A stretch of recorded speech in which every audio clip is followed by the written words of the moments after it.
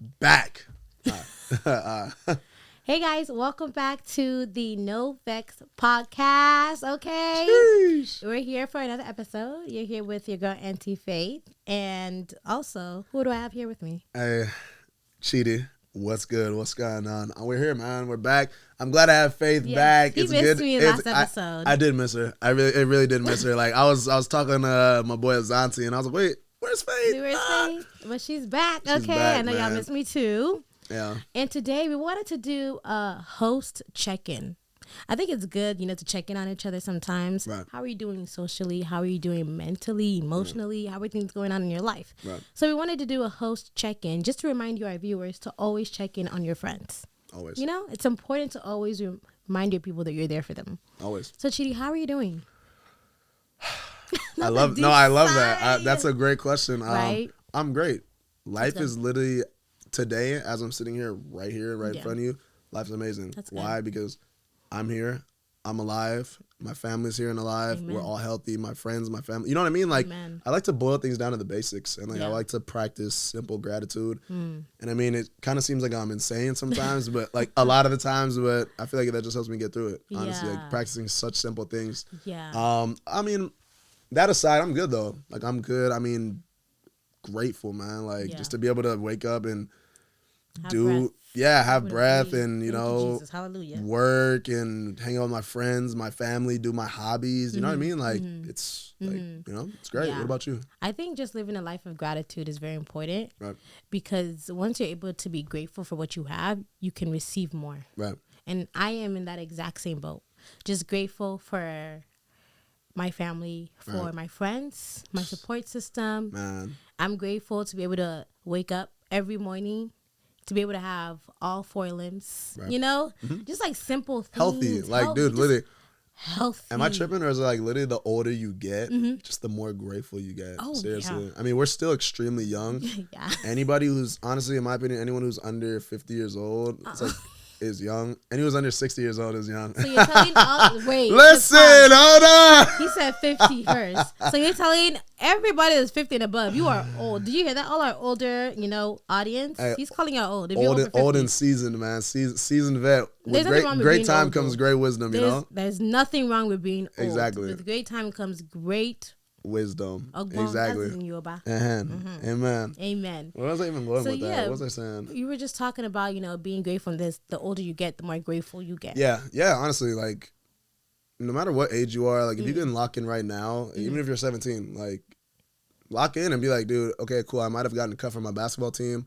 I might not have gotten asked to the prom, by my, you know what I mean? Like, that's a heartbreak, right? Yeah. It's like, I might not have gotten asked to the prom, but all my friends got asked to the prom, but like, Yeah. life's good, man. Like, life is really good. Yeah. Life is really good. Speaking of prom, let's talk about childhood.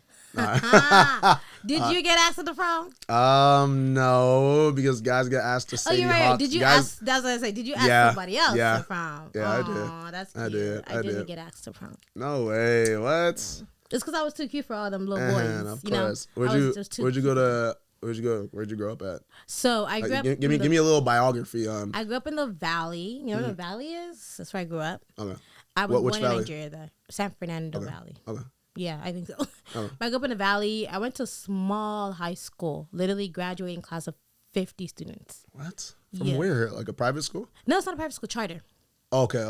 Charter. So it's just really small, and then obviously from there, high school, same middle school, same community, then to college at UCLA. Okay. And then that's just how it was. How was that? Like, you went from literally like super small Small. schools to like It was one of the biggest hard. universities. Honestly, it was so hard because like at my middle school and high school, like I knew who I was, you know? You have your identity, you know what place you have in that school. Because I feel like in high school and middle school, like you all got a place, whether you're part of the jocks, Right. you're part of the nerds, Right. you're The a athletes. cheerleader, Yeah. like everybody got a place. And I knew my place. This is my place, I'm staying there.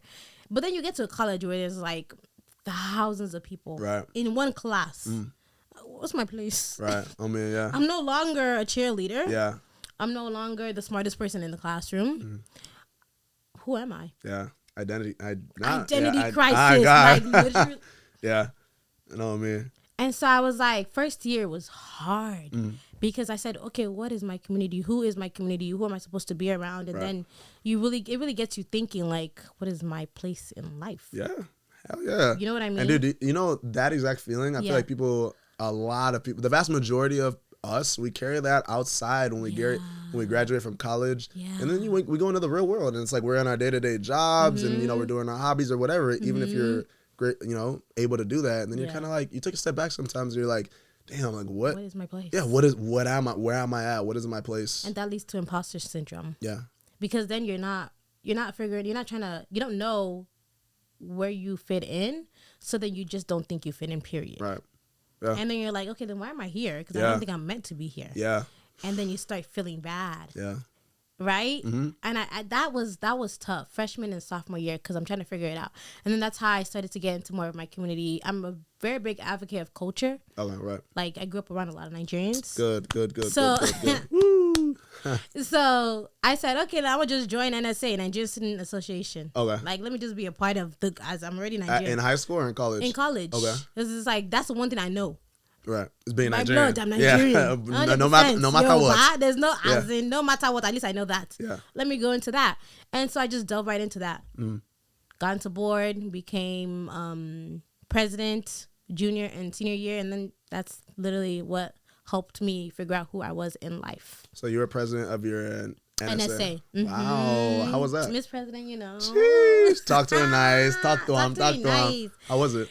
It was like pressure tough, yo. Yeah. It was tough. Anybody that is leading a student organization right now in university, I applaud you.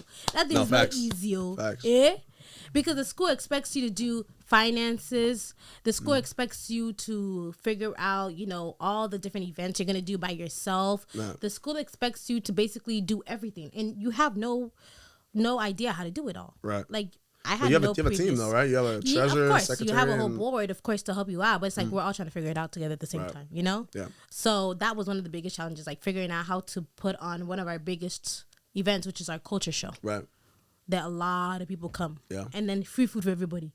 I have to feed all of you. And give you a show. Right. With what money? It's crazy. Exactly. So that was fun. That was something that like really helped me out, finding an identity. And I think that's something that, you know, goes along with what we're discussing here today, checking in on people. Like when you check in on someone and when people check in on you, like that helps you out with figuring out who you are. You know, your community is who you are. Your friends are who you are. Family. I'm not just me. Yeah. The reason I'm Faith is because of my family. Man. Yeah. Is because of my friends. Real talk. Because of the people that I have day-to-day interactions with. Right. That's my identity. Deep. So Chidi, what is your identity? My identity? I mean, that's a good question. My identity is cliche, but it's Chidi. You know, I am somebody who wakes up every day with a smile on their face. You do. Chidi loves to smile. He loves to see you smiling. I'm like, bro, I'm always gonna... Do you even have bad days? Like, what is a bad day? Dude, people I work with, they ask me that. Like they're literally... Like, they'll be like, hey, what's up? Like, how you doing? I'm like, I've never been better. And they're like, wait, but X, Y, and Z just happened to you. What the fuck do you mean? It's like, dude, like... I'm going to say it because it's true. Happens. You know what I'm saying? Yeah. You got to move on. Yeah, exactly. But I mean, identity-wise, you know, I grew up in such a loving family, you know what I mean? Like from the top of the tree, from my grandma to my mom. Yeah, my mom, my dad, my grandparents, my siblings, you know, my friends, everybody. Like I've just been overflowed with love, you know, and support. So I would say that's what's really built my identity, you know, so I have a lot of love to give and I do that, you know what I mean? Like I do that. I try to do that. Like whether it's just saying, hey, good morning to somebody, you never know what they can be going through, you know what I mean? So small things like that, dude. Do you think your career is a part of your identity? Because that's something I'm trying to figure out now. As someone whose future goal is to go into medicine, right? And then navigating that, like, medicine, medical route, people that are into that, you would know that thing is difficult. It's not an easy task. Now, is that part of my identity? My career. Right.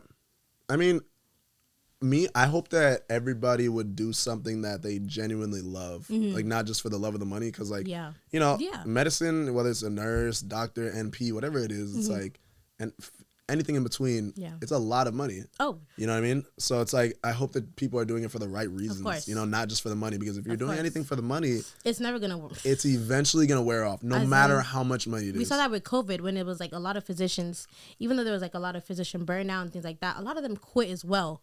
Right. Why? Because they were like, I don't think I can lay my life down for somebody else. Right. During COVID, essentially, it's like you're going to work not knowing who you were going to approach that day, not knowing whether you were going to get COVID or some other bacteria or something that's also going out there. Right. You know what I mean? And so at that point, I think it was a pinnacle moment for people in the medical field because they realized, oh, I'm really just laying my life down for someone else. And then I have to go home and my family might even So you were still, no, literally. You were still, how long have you, when did you decide you wanted to go into medicine? Oh, since I was a baby. Since you were a youth. You came out firstborn. Your mom was like, I remember firstborn. That's a lot. Did I even have thoughts when I was born? What do you mean? No, I remember one of the first Christmases I remember in the U.S., my mom got me this medical kit. With a stethoscope, and it had the like fake needles and stuff like that. Right. And that's when I was like, yeah, I want to be a doctor. I would go around like with it, putting it on, and putting out people. I know your mom has photos and videos. That's literally like the time that I can remember, like, I want to be a physician. And at that point, I didn't care how it was going to get me there.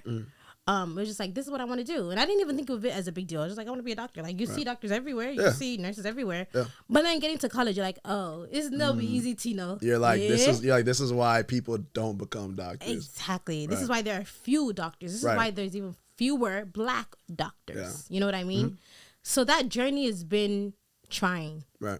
Because when you take a step forward, some things are bringing you back. Right. Like, I finished undergrad, but now I have to take the MCAT. Back. Oh, my God. Yeah, no, my brother's going through it right now. Right? Yeah, he's, he finished his year 2, so now he's, like, studying for step 1. Yeah. Even when you're in it. Yeah. Like, I'm in medical school. I made it. Oh, now step 1. Oh, my God. Okay, after step 1, step 2. Exactly, yeah. Then I have to apply to residency. That's kind of so on my path of kind of like what I want to pursue is, kind of in the political realm of things. Okay. Just last year, a year and a half ago now, I ran for school board, in the district that I grew up in. Yeah. Came really close. Yeah. I was about 400, 500 votes short, which is great. Yeah, you know what I'm saying? I feel like that L is one of those L's that was very needed. Yeah, you know what I mean? You. Yeah, exactly. It's going to be the one that propels me forward for next time I run. So save this video. You know what I'm saying? Save the date. Presidents. Like, what? Yeah, so dude, I in that realm of politics or just community giving. I don't even like saying politics because politics has such a negative connotation. Like anything when it comes to like community. Being there for your community. Yeah, exactly. So that was your reason for going into politics. Pretty much, community. Like I've always just been like really invested in my community, whether it's like, building different projects in my city or doing X, Y, and Z back home in Nigeria, going to a medical mission in Nigeria and, things like that. Yeah. And you can even see it because, like, you didn't even start out, like, big, like, I want to run for mayor or something like that. Right. You started out, like, something that you can control, something that's, like, this is actually going to impact people. Right. Because I feel like when people think of politics, they think of the big people, the big shots. The mayors, Senate, the governors, senators. But it's, like, the people that are making day-to-day decisions in your schools, your kids' schools. Oh, my goodness. You know what I mean? Dude. Those are the ones that need to really be checked. Dude, when it comes to the school board, I don't think people understand the power that the school board has. Those 5 trustees that sit on as board members have all of the power. Me personally, I'm not a parent yet. I just know that if I was a parent, I would want my kids' decision, like their future, to be at least dictated by people who have not only been in their shoes, but people that genuinely care about them. You know what I mean? Like I genuinely do care about kids. That's my main thing. Like I want I want the kids that I was in their seats not too long ago. I'm like I was just in high school. I was just graduating college. I'm like, dude, like, I want the best. I want the best for them. And it makes sense for someone around our age to be in that seat because like the older you get, the further away you get from that. Like, that part of your life, like high school and college and even middle school. It makes more sense for someone that's like our age to be in that position because it's like we were just there not too long ago. So we know exactly what's needed for them to help them in this small stage that they're in to be able to get to university and even finish university because we've done that. Absolutely. It literally makes me wonder, like somebody who's 50, 60, 70, why are you doing it? Is You know what I mean? Like, are you doing it for your selfish motives that we don't know, or are you doing it to actually help the community? I feel like you're out of touch at that point. You are. You don't know what's going on you TikTok, are on Instagram. Those are what the kids are watching. You're out of touch. You know what I mean? Yeah, you're so completely it out of does touch. make sense because it's like these are the people that can actually impact our community. Yeah. So vote in your local election. No, seriously. Like, no, it's not even a political thing. Yeah, but like, no, literally absolutely. vote in your local. Vote in your local elections, and because the president's not gonna come down here and say this book is what your kids are gonna read in exactly. school. No, it's gonna be the school board members who vote unanimously amongst themselves. And guess what? If you have 5 people who are from one demographic versus some diversity, guess what? You know what I mean? Guess what? It's always gonna come out to the same exact thing, and you wonder why. You know, there are bad things happening in schools nowadays. It's bad, you know. From security. So, oh man, from everything, dude. To what they're actually teaching the kids. Exactly. Curriculum everything's just crazy. To what the teachers are getting paid. Exactly. Oh my days. As in, should I go into politics too? Girl, no. I'm like face sound off. You know what I mean? But it's passionate because it's like it's about community, and like I said too earlier, that was something that impacted me in college. Community, because your community again, identity. That is who you are. So is that why you wanted to be a doctor? Is to like actually improve your community as well? The reason I want to be a doctor is to advocate for my community. And my community, I'm sorry if this makes anybody feel bad, is specifically Black people. Even if I want to make it more specialized, Black women, I want to be an OBGYN. Wow, that's beautiful. Because Black women are 3 to 4 times more likely to die during their maternity journeys. So while giving birth, even postpartum. And that's something I think we need to really address, especially in the U.S. Yeah, for sure. Because why is that happening? It's no reason. Like, medically, why is it happening? Why is it that a Black woman is sick, crying out, saying that she doesn't feel well, and the doctor is saying, well, it's just because you just had a baby, you know, maybe there's a blood clot in her body. Yeah. And that could lead to death. Little things like that they don't really look into because systematically in this country, Black people are deemed as more strong. Tougher, yeah. That's you can handle it. It's terrible. Like, pain is not really talked about when it comes to people that look like us. Yeah. And that is the reason I want to go into medicine. So if any medical school, like, that's my why. Medicine. Talk to me. Talk to me. But, like, that's the community that I want to specifically serve. It might sound a little selfish because I am a Black woman. Right. But it's like, I want to do it for my sisters. Yeah. I want to do it for people who didn't do it, for my mother, for my aunts. You know what I mean? Absolutely. Absolutely. That's wow. the reason. Oh my gosh, that is so great. Let's give a round of applause. Right. No, you're right. Hey, that is so good, but man. Yeah, that is like, so community is everything. That's who you are. Yeah. And that's why, you know, we even have this NoVex podcast. Exactly. To create a community in the diaspora. So we can talk about things like this. Yeah. Talk about things that affect us as a community. We don't have a space for that. We don't.